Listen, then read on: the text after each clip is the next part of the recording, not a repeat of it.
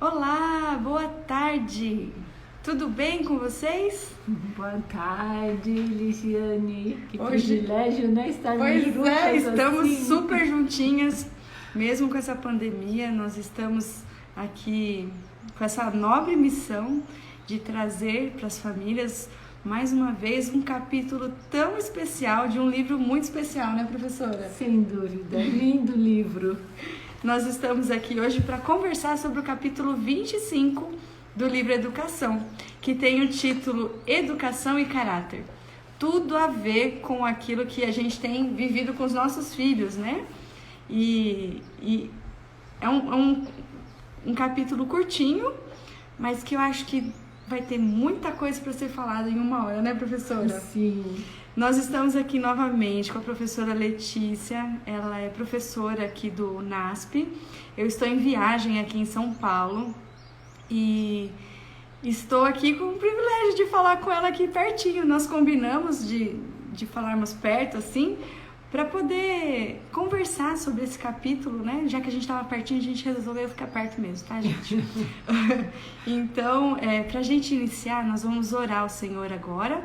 Aqueles que estão entrando aí, sejam muito bem-vindos. Olha, tem a Sheila, a Regina, e sejam bem-vindas, tá? Eu sei que tem muita gente que vai entrar depois e nós vamos, para aproveitar o nosso tempo, nós vamos já começar, tá bom? Então, orem conosco aí. Querido Deus, muito obrigado, Senhor, pelo privilégio de estarmos mais uma vez conversando de um assunto tão importante, desse livro tão maravilhoso que o Senhor deixou para nós. Que o Senhor possa, através do Teu Santo Espírito, nos usar e seja também com as famílias que estarão assistindo conosco agora e estarão posteriormente também, Senhor. Que o Teu Santo Espírito possa trabalhar no nosso coração. Fala diretamente, Senhor, aonde precisamos mudar para que sejamos transformados e sejamos vitoriosos em Cristo Jesus. Amém. Fica conosco, é o que nós pedimos em nome do Senhor Jesus. Amém. Amém. Eu só quero perguntar para vocês, só me confirma se o áudio e o vídeo estão bons, tá bom? Se alguém puder aí no chat me adiantar, que daí a gente continua. A gente está falando aqui sem o fone, se ficar ruim, vocês falam que a gente tenta colocar o fone de ouvido. Como é que tá o áudio aí? Sheila, você pode responder pra gente, ó. Seja bem-vindo, Dário. Fabi tá entrando.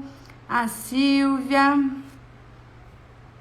A Paty tá falando que tá tudo bom. Então tá jóia. Então nós vamos iniciar com a professora Letícia. Eu vou deixar ela falar um pouquinho dela rapidamente, para quem ainda não viu, né, a live que nós já fizemos com ela. Mas só para ela se apresentar e a gente vai partir então pro nosso assunto, tá bom? Ai, Ligiane, é difícil se apresentar, né? Eu sou essa que vocês estão vendo aí, meu nome é Letícia, como ela falou, sou professora já há um bom tempo, trabalhei com crianças, fui professora de crianças e agora eu sou professora do ensino superior, né, no curso de pedagogia. E no curso de pedagogia a gente tem uma missão muito importante nas escolas adventistas, né, preparar os professores que vão trabalhar nessas escolas. É um desafio muito grande, mas o maior desafio está nas mãos de vocês, pais, né? Essa é a maior responsabilidade que Deus nos concede. Tenho 2 filhas, já sou vovó, é bem legal essa experiência, né? Agora eu vou ver educação sob um outro prisma que até hoje eu não conhecia. Mas é muito bom estar aqui com vocês. Obrigada, Ligiane, por essa oportunidade, né? Então vamos agora conversar um pouquinho sobre esse capítulo. Sim, eu estava conversando com ela que o capítulo é curtinho, gente. Só que, olha, a gente poderia fazer essa live só no primeiro parágrafo, porque ele é muito interessante. Assim, Deus revela de uma forma assim tão grandiosa os seus princípios que a gente fica assim até emocionado de ler. E eu vou deixar a professora Letícia falar, porque ela tem um esquema ótimo para ensinar a mim também, tá? Eu tô aprendendo, tô só de ouvinte hoje, tá? Vou deixar até a câmera mais voltadinha para ela aqui. Não, não é assim não. A gente precisa pensar uma coisa, né? Tem um trecho que fala do livro Mente, Caráter e Personalidade, em que Ellen White diz assim: a repetição dos atos formam hábitos e a repetição dos hábitos formam um caráter. E isso é a única coisa que a gente vai levar para o céu. Então, olha que responsabilidade a nossa de ajudar na formação do caráter dos nossos filhos. Eu fui dar uma olhada o que a psicologia fala sobre caráter, temperamento e personalidade, porque às vezes a gente confunde esses conceitos. Eu não vou entrar na conceituação desses termos só para a gente ter ideia de como a gente vai pensar a questão do caráter. Então, eles falam que temperamento a gente nasce com. A personalidade seria o conjunto do caráter e do temperamento. E o caráter é aquilo que nós formamos através das nossas relações e do que a gente aprende no convívio onde a gente está inserido, onde a criança cresce. Então, a partir disso, a gente precisa pensar como eu devo trabalhar para formar um caráter, a imagem e a semelhança do caráter de Jesus, que é esse o nosso alvo, esse é o verdadeiro alvo da educação. E o nosso capítulo é Educação e Caráter. Qual é a relação da educação para o processo de formação desse caráter? Sendo que nós não nascemos com o caráter pronto, ele é formado, ele é desenvolvido. Então, qual é o papel da educação nesse processo de formação do caráter? Primeira coisa que ela fala aqui no primeiro parágrafo, ela diz que a verdadeira educação não desconhece o valor dos conhecimentos científicos, porque às vezes a gente acha que o conhecimento científico não é importante, mas ele é importante, ele tem o seu lugar. É só a gente olhar a Bíblia e a gente vê o Salomão, né, o sábio Salomão, o rei Salomão, sendo um grande cientista, um dos primeiros cientistas que a gente tem relato nas escrituras, né? A análise que ele faz da natureza, a filosofia apresentada no livro de Eclesiastes, isso é cientificismo, e a gente às vezes acha que isso não tem valor. Não, isso tem valor, mas isso deve ser usado para a formação do caráter, deve contribuir para a formação do caráter. Então, todo conhecimento que a criança adquire, ela vai formar o caráter, é isso? Isso. Os conhecimentos ajudam no processo de formação. Por isso a importância do que a gente vai usar de conhecimentos, o que a gente vai trabalhar de conteúdo. Ela fala lá no finalzinho sobre métodos. Inclusive, eu anotei algumas coisas. Ela diz sobre métodos, mas ela não entra na questão de como a gente deve ensinar, né? Metodologia. Esse é o próximo capítulo, desculpa. Métodos de ensino. Então tem algumas coisas bem interessantes lá para a gente estudar, mas ela fala nesse capítulo sobre conteúdos que são perigosos para a gente trabalhar em termos de educação, e ela cita 3 aspectos. Ela fala dos livros de ficção como sendo algo extremamente perigoso para a formação do caráter. Que chama muita atenção, principalmente de adolescentes, né? Adolescentes ficam querendo saber. A ficção, ela parece que deixa... tá me faltando a palavra. Fecha para os sentidos, né? Fica como se fosse uma névoa. Que a pessoa precisa ficar naquela imaginação, é um mundo imaginário, né? Tem um capítulo no livro Ciência do Bom Viver, lá no finalzinho dele, que ela fala sobre o perigo dos livros de ficção. E aí pode ser que alguém de vocês pense, não, mas a gente tem livros de ficção e a gente usa. O Peregrino, por exemplo, é um livro de ficção, inclusive que Ellen White recomendou, a gente deveria ler. Mas esse é um livro que conta uma questão da jornada cristã, é como se fosse uma parábola, né? Uma ilustração que é feita. Então não é esse tipo de ficção que ela se refere. A ficção que ela se refere são os romances, as novelas.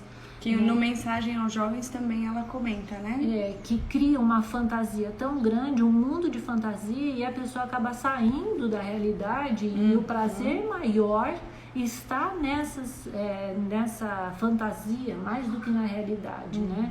Então ela chama atenção para esse perigo, para esse conteúdo, isso é perigoso. E se a gente pegar o currículo das escolas oficiais, né, de educação, no nosso ensino no Brasil, a gente vai encontrar livros de caráter duvidoso, né? Assim, né, de ficção para serem lidos. Isso é uma orientação. E é obrigatório, né? Na verdade, acaba sendo obrigatório para poder se formar, né? Para poder ficar dentro das regras também, né? A Paty está falando aqui, Harry Potter, magia. É verdade, esses livros ainda são muito piores do que a gente poderia imaginar, porque eles aliam a fantasia, a magia, né? O espiritismo está ali dentro dessas ideias, e a gente tem que tomar muito cuidado, porque uma vez que a criança pega o gosto por isso, é difícil de tirar. Porque para elas é interessante, né?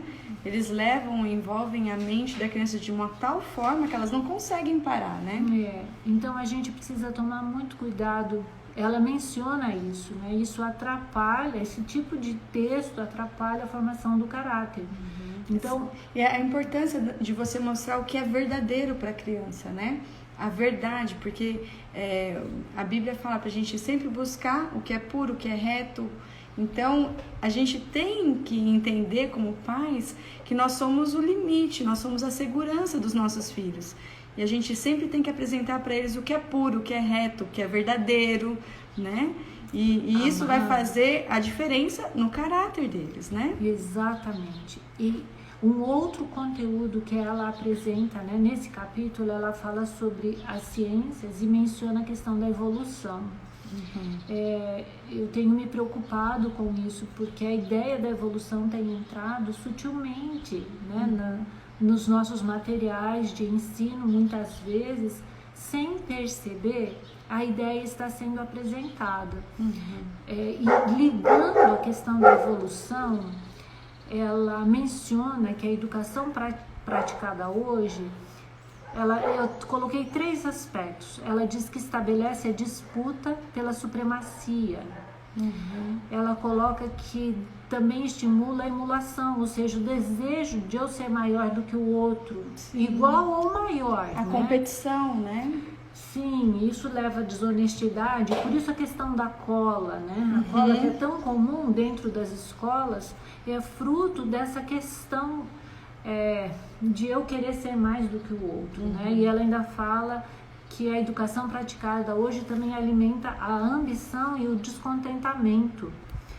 E aí isso eu ligo com a questão dos conteúdos da ciência, a questão da evolução. Porque qual é a essência da evolução? Desenvolve ou vence o que é mais apto. Sim, é o que é mais forte, né? Exatamente, o mais apto, o que é mais esperto, né? Na cultura nossa, bem brasileira aqui, né? E vejam, quando a gente envolve o elemento de competição, quem é que vence? O mais apto, o mais rápido, o melhor, o mais que tem um melhor domínio cognitivo em alguns momentos. E vejam, isso é um perigo. E eu sempre falo para os meus alunos na faculdade, onde você coloca a competição, você tira a aprendizagem. Porque se você cria uma situação de competição em sala de aula, né? Vou falar da sala de aula. Você faz com que a criança não queira aprender, mas ela vai olhar para o outro para ver como que o outro está fazendo, para copiar o que o outro faz, para ela poder aprender. E ela não aprende assim. Então a gente corta o processo de aprendizagem quando eu entro com o elemento da competição. Né? E eu sei que muita gente tem dito, mas o mundo é competitivo. Eu tenho que preparar para o mundo, que é uma competição só. E eu me pergunto, se a gente tem que preparar para um mundo competitivo, por que Jesus chamou discípulos e ensinou a dar ao outro lado? Isso não é competição, né? Sim. Isso é colaboração, cooperação. A renunciar, né? Exato. Aqui no finalzinho do livro Educação, a gente vai ter, vocês vão encontrar um capítulo que para mim é fantástico, que chama cooperação. A cooperação é o oposto da competição. Então, um caráter desenvolvido à semelhança de Jesus, ele opera dentro de um princípio que é de cooperação. Eu sou feliz quando você é feliz comigo, quando a gente trabalha em união, em cooperação. Então vejam isso como é sério, como isso é profundo e importante. Aí uma aluna me perguntou esses dias, ela falou assim, professora, mas a gente precisa estimular os alunos, né? E de que forma a gente pode fazer isso? Então, o que eu sugeri para ela, não sei se foi a melhor resposta, mas eu vou abrir para vocês, depois vocês podem até comentar, né, e dizer o que acham. Mas se uma criança, ela falou assim, se uma criança tem comportamento ruim em sala de aula, né, o que a gente faz? Então eu falei para ela, olha, a gente deve alertar essa criança, a gente deve instruir que ela está se comportando de maneira inadequada. E no momento em que ela consegue ter um comportamento mais adequado, ela deve ser parabenizada e comparada no sentido assim, olha, você antes não fez assim, mas agora você agiu. Isso merece os parabéns, porque é uma vitória que ela conseguiu sobre um mau temperamento, alguma situação que para ela era difícil. E Ellen White comenta isso, né? Você precisa enxergar o lado bom, né? O lado bom e elogiar a criança. Isso é bom, continue assim, né? Então vejam que a competição não é para a competição do jeito que o mundo trabalha não deve ser, mas as crianças precisam ser valorizadas pelas coisas boas que eles fazem. Porque é muito mais fácil você ficar no pé e mostrar o erro. Porque você está sendo desobediente, porque não está certo. E quando a criança acerta, você nem liga. Mas se a gente incentiva, eu costumo fazer isso com meu filho também. Eu sempre falo, nossa filho, que legal, você conseguiu, muito bem, e vamos para a próxima. E é assim, porque a gente vai motivando a fazer o que é correto, né? Exato. Continuar fazendo aquilo, né? Então, mas veja, esse tipo de elogio, né, é ele com ele mesmo. Eu estava assim, agora estou assim, que bom, eu cresci, isso estimula o processo de crescimento pessoal. Nunca com o outro, né? Nunca com o colega ou com o amigo, com o irmão. Não, é ele. Ele tem um padrão e o padrão é Jesus. Jesus agiria assim, né? Então essa é a nossa ideia, esse deve ser o nosso trabalho, né? Não alimentar a ambição, você precisa, né? Você tem que conseguir. O egocentrismo também, né? Porque a competição faz com que ele pense nele, ele quer ganhar, né? Exato. Não é para ajudar o próximo. Não, eu quero vencer, eu quero a medalha, eu, né? Então, isso é um problema, né? E já nasce com a gente, né? Querendo ou não, a nossa natureza nos puxa para aquilo que é ruim. E a criança naturalmente gosta de competição. Né? Você vê que elas gostam. E a gente, adulto também, vamos confessar aqui que também acaba gostando, né? Mas graças a Deus, eu já deixei isso já por um bom tempo. Mas a gente precisa levá-los para o que diz o Senhor, né? O que Ele pede? Qual é o caráter que Ele pede, né? Qual é o caráter que a gente precisa desenvolver para ser um cidadão do céu? Porque não é para lá que a gente vai? Então é isso que deve ser a nossa missão de vida, né? O caráter que Jesus pediu, e é a semelhança do dele. Como que foi o caráter de Jesus, né? Então, olha, gente, vou só fazer uma pausa. Para quem estudou o capítulo, sabe que a gente está indo do final pro começo, tá? Vocês não ligam, não.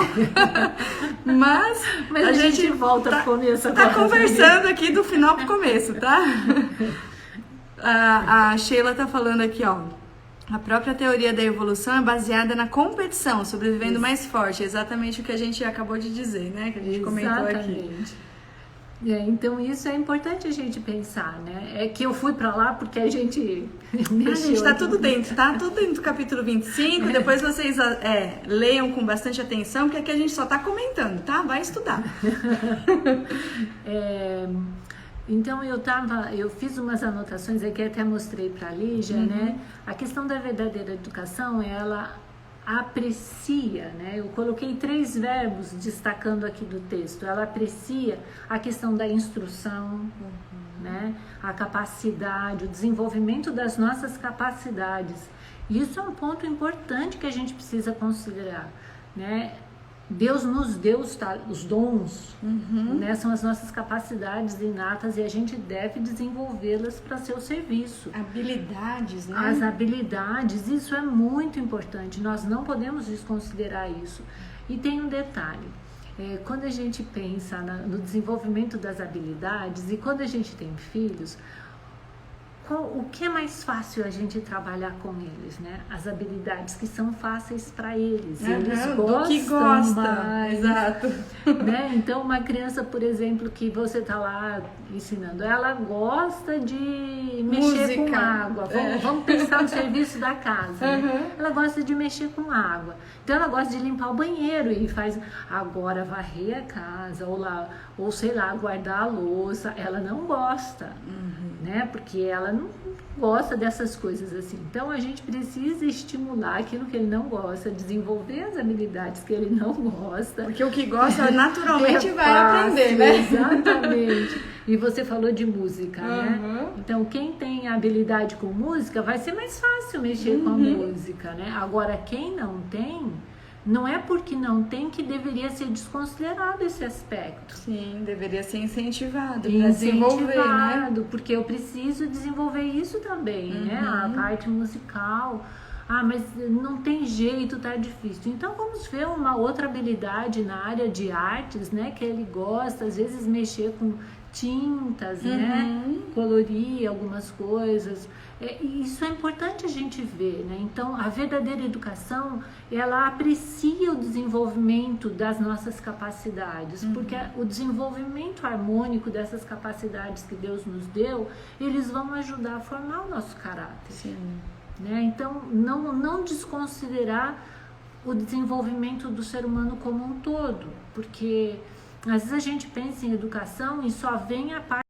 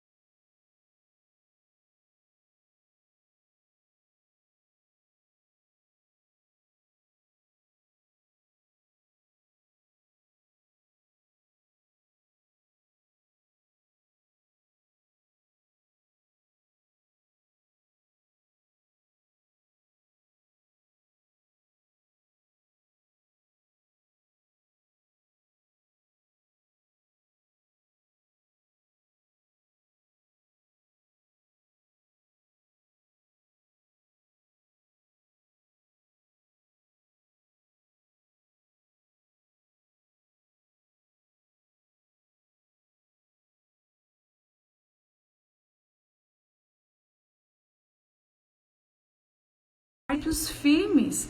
Então a gente está educando os nossos filhos para esse momento da história. Exato. Onde o mundo está mais corrompido, onde o pecado tá tão normal, é tão normal para as pessoas, o pecado, a maldade está tão normal entre as pessoas, mas não, ele quer levantar esse povo. Olha aqui, ó, no tempo pior do mundo existe um povo fiel, existem pessoas que estão fazendo minha vontade, estão buscando o meu caráter, a fazer como eu fiz. Isso é uma responsabilidade muito grande, mas nós não somos deixados sozinhos dentro dessa perspectiva, né? Porque a formação do caráter dos nossos filhos, do mundo corrompido como nós estamos, né? As influências são tão grandes e poderosas, além, às vezes, da nossa capacidade de filtrar, né? Sim. Elas chegam até nós de uma forma que a gente nem percebe. E nem pede licença, né? Ela vai entrando. Exatamente. Então, quando a gente olha para o mundo como está, e a tarefa que nós temos nas mãos, se Deus não estiver conosco, nós não vamos conseguir vencer essa... Somos incapazes. Fazer o que Ele pede de nós. E você comentou do fruto, né? No livro Mente, Caráter e Personalidade, Ellen White diz que a mente é o terreno. O caráter é o fruto desse terreno. Então, tudo que a gente plantar nesse terreno, o resultado vai ser o fruto. O fruto que nós vamos colher é esse caráter. Então, pensem, né? Que tipo de sementes nós temos colocado na mente dos nossos queridos, né? Dos nossos amados filhos. Isso é...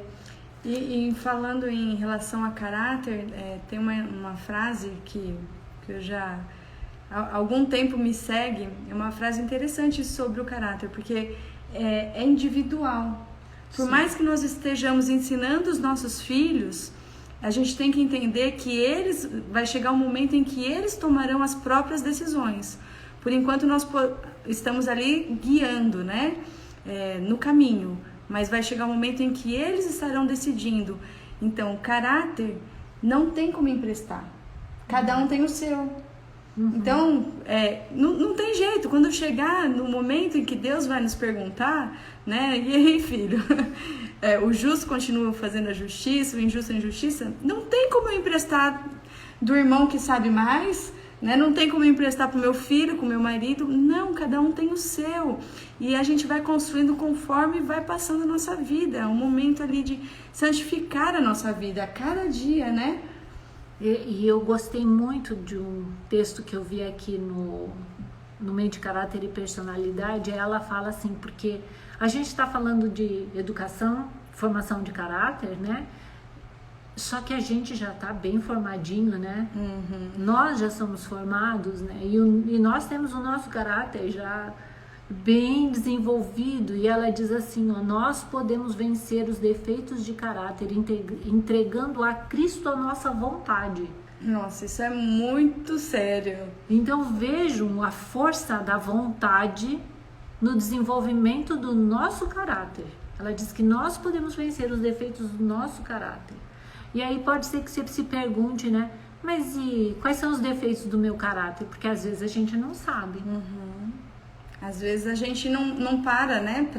Pra poder fazer uma análise, né? Daquilo que... Porque às vezes as nossas ações, né? Aquilo que... Como a gente responde às situações da vida é algo tão normal para nós e a gente não percebe que isso é um problema.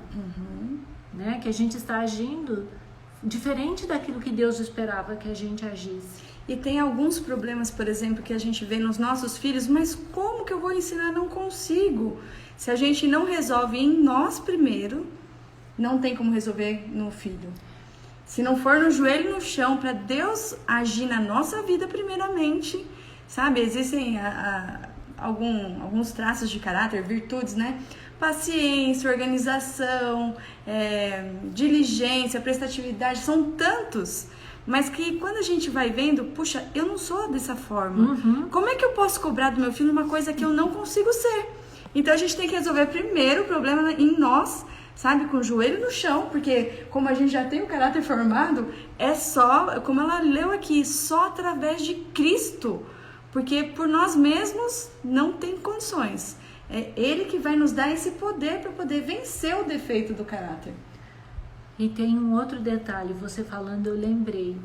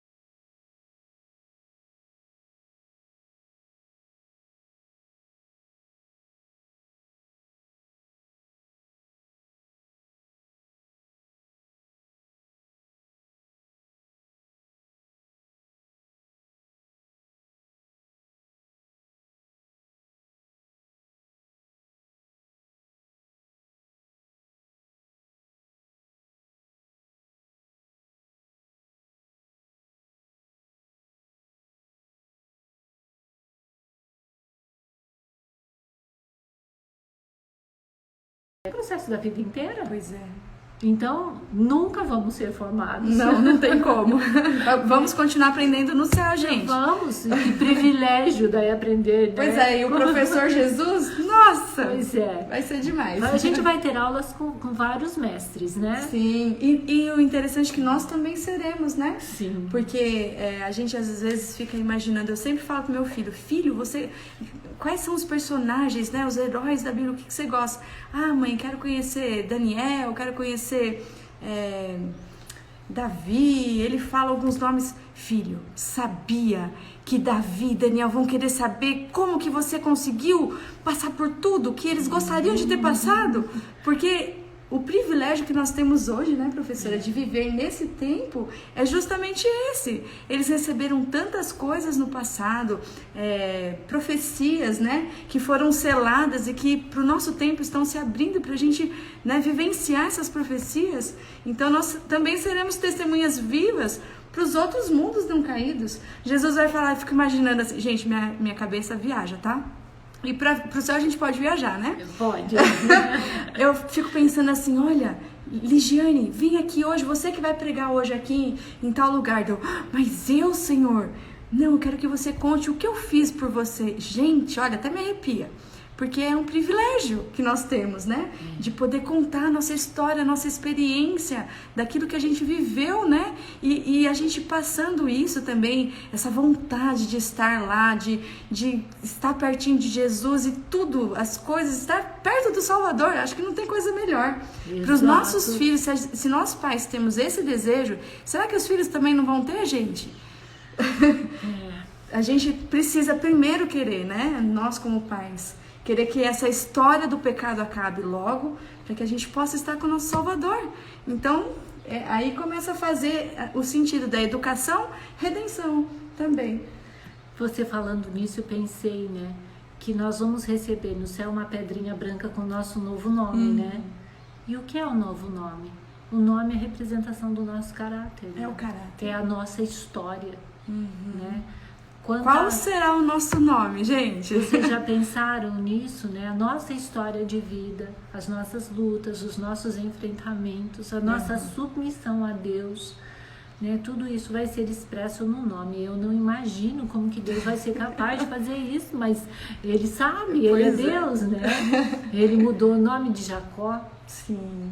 Porque mudou o caráter dele, né? Exatamente. Ele teve uma mudança no seu Quando caráter. muda, todos os nomes que mudam na Bíblia é referente à mudança do caráter, né? Por isso que, gente, nós tantas histórias bíblicas que a gente vê que é possível, né?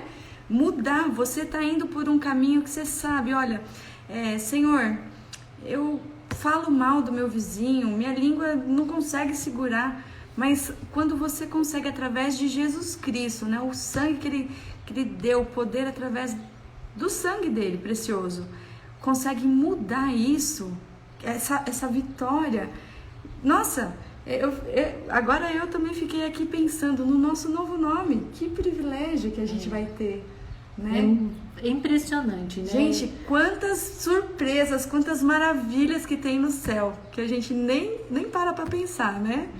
E pensar que cada um tem a sua história, né? Ninguém vai estar lá sem uma história de lutas e de vitórias. É igual a digital, né? Cada um tem a sua, né? Exato. Então a individualidade Deus preserva de uma forma muito preciosa, né? Por isso que o caráter é individual. Cada um tem o seu. Eu não sei se a gente vai contar como é o nosso nome para os nossos amigos lá no céu, né? Mas talvez essa seja a história que Deus um dia queira que a gente conte, né? Verdade. Porque é uma luta mesmo, né? A gente... E só lembrando, né, um parênteses aqui, eu procurei uma definição de caráter e eu encontrei que é o conjunto de características e traços relativos à nossa maneira de agir e reagir. Então, quando eu reajo a uma situação, isso é a expressão do meu caráter. Que profundo isso, não né? É? Então, como que nós estamos reagindo às situações do dia a dia, né? Porque é muita... a senhora, quando estava falando um pouquinho antes, né? Até como uma reação mesmo. Teve um texto que até a gente já publicou aí na Escola do Lar, falando da prática agora, tá, gente? quando meu filho vem e faz alguma coisa errada, o mais, assim, e de imediato é eu me exaltar, ou ela fala sobre isso aqui, gente, me sobrecarregar a sobrancelha, sabe? Aquele olhar, assim, pra criança, aquilo transmite tanta informação, porque você fala, meu filho, é mais difícil, porque na hora a nossa reação é essa. Então, assim, é a reação, ou seja, Deus precisa trabalhar no meu caráter, a minha paciência, as minhas palavras e até as minhas expressões faciais. Isso é tremendo. Isso pra mim foi, assim, muito impactante, que eu tenho pedido pra Deus, porque é tão automático da gente fazer isso com os filhos, que, poxa, é difícil, né? É muito difícil. Então pensem que as nossas reações, nossas ações influenciam, influenciam, e elas são expressão do nosso caráter. Exato. Então, se a gente reage de uma forma ruim, negativa, por que a gente vai exigir do nosso filho diferente, né? Por isso a nossa submissão primeiro a Deus, para depois a gente poder ajudar os nossos filhos a se submeterem também. E quando a gente sabe quão dolorosa é essa estrada, porque é dolorosa mesmo, a gente vai ter um pouco mais de paciência com os nossos filhos, não é? É só a gente se colocar na situação. Quantas vezes que Deus, como que Ele agiu conosco? Foi com a sobrancelha carregada? Com certeza não, é sempre com amor. Meu filho, mais uma vez, meu filho, não é esse o caminho, anda por esse aqui. E é sempre com amor. Então, a gente precisa imitar os passos do mestre, né? Inclusive ensinando, né? E ela fala uma coisa, né? Que ela diz assim: a formação do caráter é a obra mais importante. Ou seja, é a nossa obra mais importante. E para os nossos filhos, esse aspecto do processo de educação é o mais importante. É muito sério, né? E pensar que dos tenros anos a gente tem uma influência muito grande sobre a formação do caráter, né? Se a gente pegar os outros escritos, orientação da criança, no Lar Adventista também fala que a primeira infância, o quão importante. Mas para quem tem os filhos maiores também, fala, já passou a primeira infância, não tem mais jeito. Tem jeito. Porque quando Jesus escolheu os discípulos, ele pegou os adultos já. E não é? Adulto não é mais difícil de trabalhar o caráter? Eles tiveram que ficar, depois que Jesus subiu ao céu, ficaram ali, tentando remodelar o caráter, enquanto isso o Espírito Santo não descia. Mas foi possível, não foi? Sim, vamos só pensar, né? Se o caráter é a expressão, as características e traços e são expressos na maneira de agir, pensa no caráter de João, né? Quando ele não gostou lá da reação dos samaritanos, quer que a gente mande descer fogo do céu? Rapidinho a gente resolve com esse negócio. Mas Jesus teve que trabalhar, e ele depois vira e fala: filhinhos amados, filhinhos, com amor, com carinho. Transformação. Ele se reclinou ao peito de Jesus, e Jesus então com essa proximidade pôde transformá-lo. É isso mesmo, Paty. Existe esperança. Amém. Não vamos desistir. Não vamos desistir. Amém. Enquanto a vida é esperança. Exatamente. Né? E o que a gente não pode esquecer, que o que mais Deus quer é revelar o seu caráter em nós. E essa é uma nobre missão que nós temos. Porque foi o caráter de Deus que foi colocado em situação de prova lá no céu. Não foi qualquer coisa, é o caráter de Deus. Não é possível.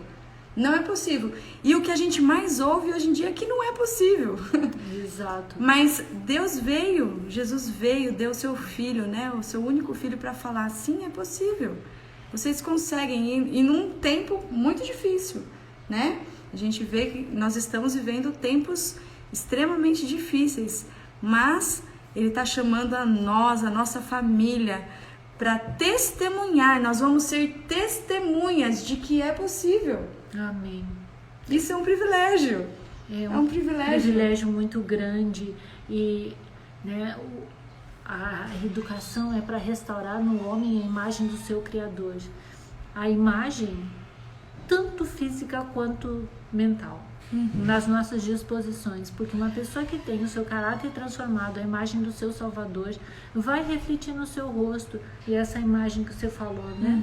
Em tratar bem do outro, né? A nossa expressão vai ser semelhante à de Jesus também. Sim. A gente vai resplandecer a luz do Salvador, né?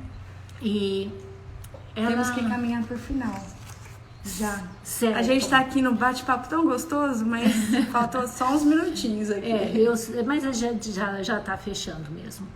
Ela diz o seguinte, que o jovem, né, os nossos filhos, eles vão enfrentar a sedução do pecado. E ela menciona alguns aspectos dessa sedução do pecado, coisas que estão seduzindo os nossos jovens.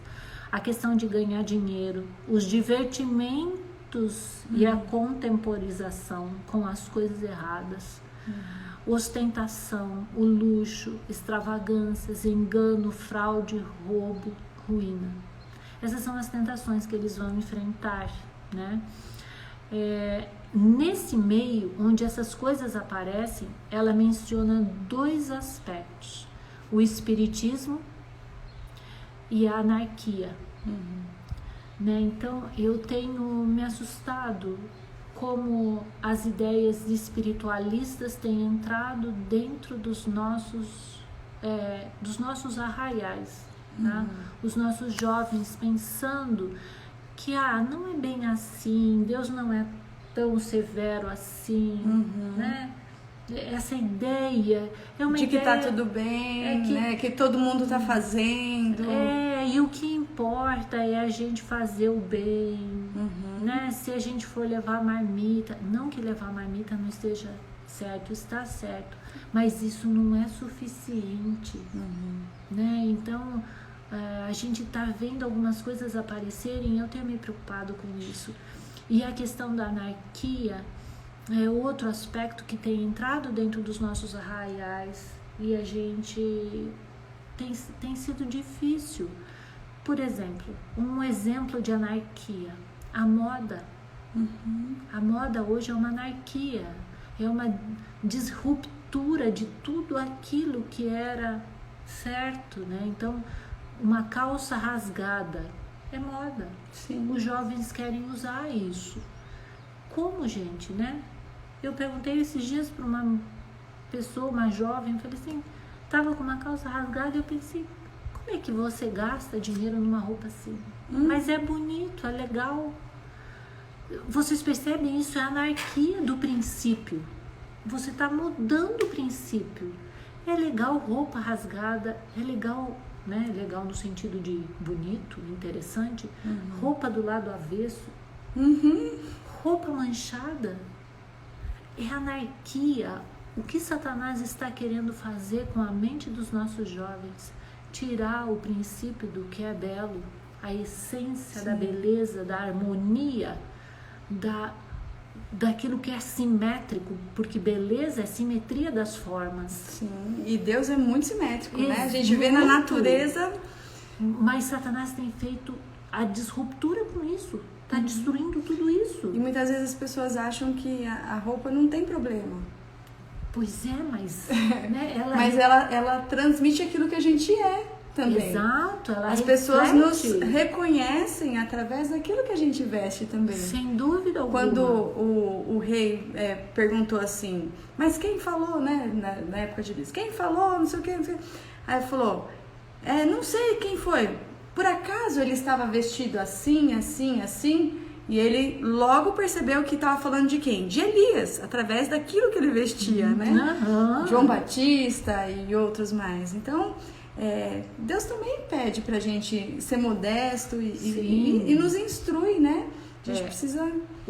Se nós prestarmos atenção no Antigo Israel, a única pessoa que tem os seus trajes descritos com muita precisão são os sacerdotes, né? O que eles deveriam vestir. E Pedro diz que nós somos o quê? Geração eleita, sacerdócio real. Então não é de qualquer jeito. Apocalipse fala que nós fomos feitos sacerdotes por Cristo, no capítulo 1 de Apocalipse. Isso é falado. Então, pensem a nossa responsabilidade, né? Nossa apresentação tem que revelar de quem nós somos servos. E isso, essa anarquia, esse princípio de bagunça tem entrado dentro dos nossos meios. E a roupa é um dos elementos, né? Infelizmente. Isso e tem sido muito forte